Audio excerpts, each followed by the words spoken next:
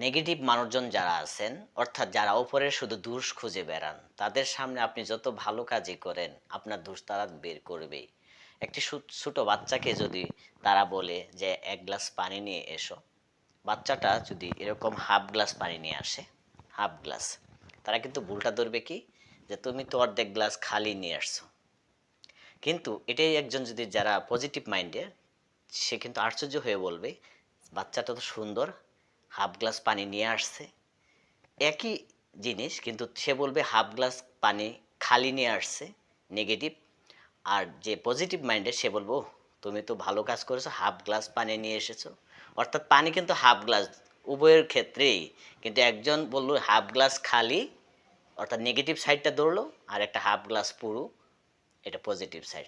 তাই সবার পজিটিভ দৃষ্টিভঙ্গি নিয়ে সবাইকে একটু ইন্সপায়ার করলে ভালো হয় সবার। ধন্যবাদ।